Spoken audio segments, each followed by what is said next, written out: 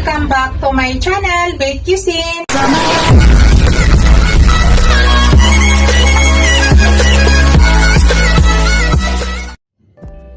Hello guys, today's video guys, magluto tayo ng shrimp. Ito yan guys, yung ating shrimp, yan.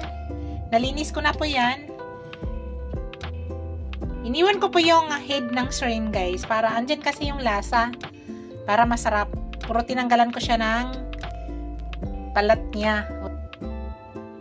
So nakakaibang luto natin to ngayon guys, kaysa mga niluluto ko palagi.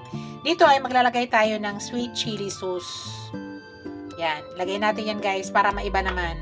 So maglagay tayo mamaya guys ng oyster sauce, ground black pepper, tapos yan, maraming garlic, tapos maglagay tayo ng butter. Unang gawin natin guys, lulutuin ko muna to pag una, ipakita ko sa inyo guys kung paano ang gagawin ko. Let's go! Hello guys! Dito guys, maglagay ako ng konting oil.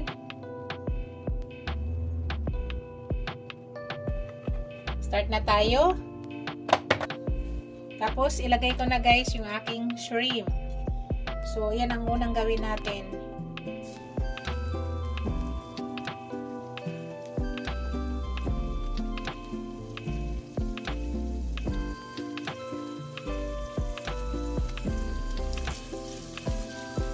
Ito pala guys yung ating shrimp. Nilagyan pala natin ng konting salt.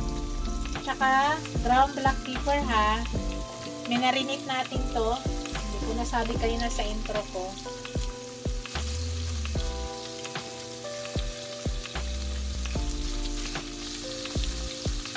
Hintayin muna natin maging orange yan guys.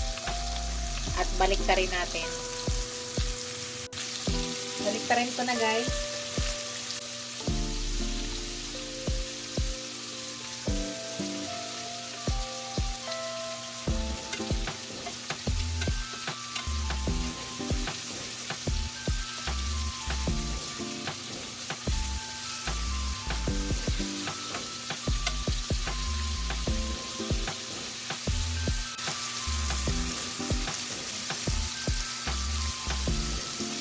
Aside muna natin to guys. Ilagay natin iba.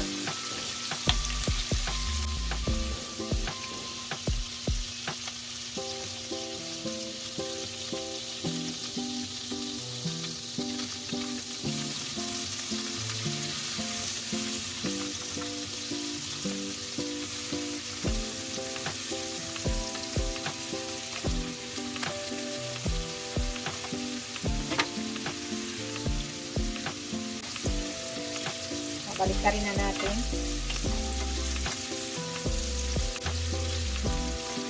Ginaganito ko guys para hindi nasira yung texture niya. Hindi siya na dudurog. Kasi wala na tong shell.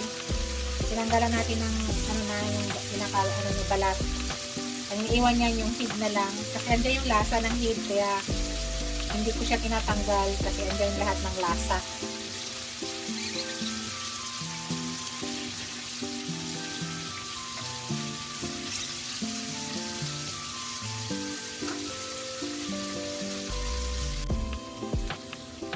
Tanggalin na natin guys.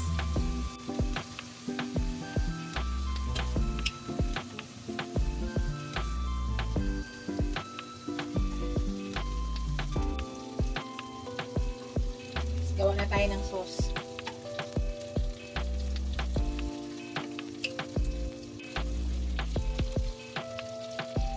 Dito na rin tayo gagawa ng sauce guys ha. So maglagay lang ako ng konting butter.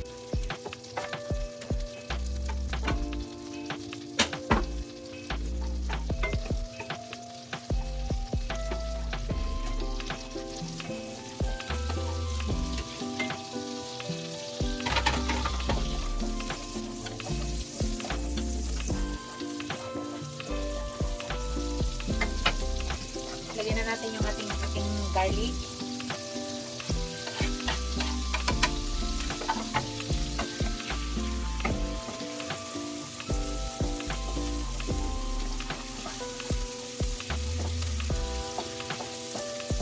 So, ipalabas muna natin yung aroma ng garlic guys.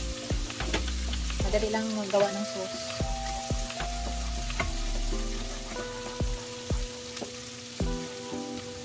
Yan. Kailangan ko lang konti yung apoy. Tapos, maglagay na tayo. Ilagay na natin yung bida ngayon.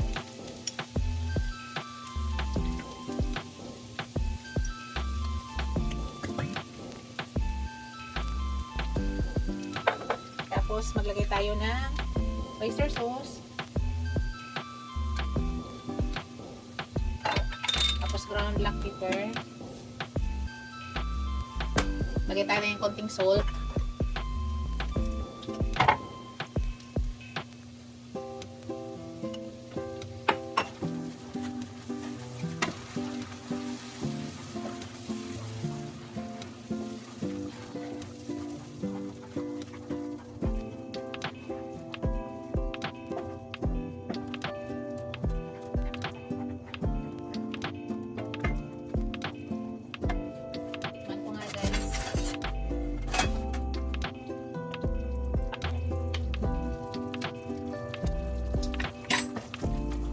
Sarap.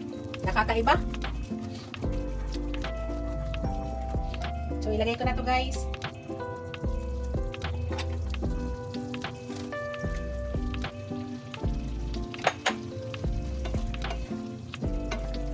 Yung technique, kailangan mahinala yung apoy para mag-absorb yung kanyang sauce dito sa ating shrimp.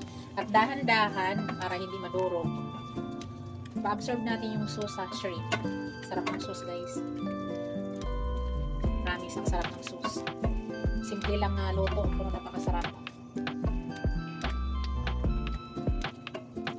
Maglagay tayo ng parsley powder guys, o parsley flakes.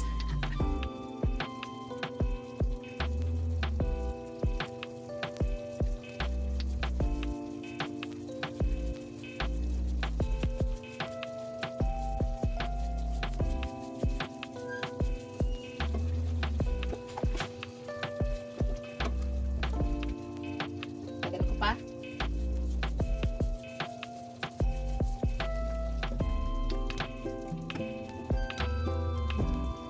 Kailangan muna natin. Yan na guys, ang ating finished product. Tikman ko nga siya ulit. Masarap na guys.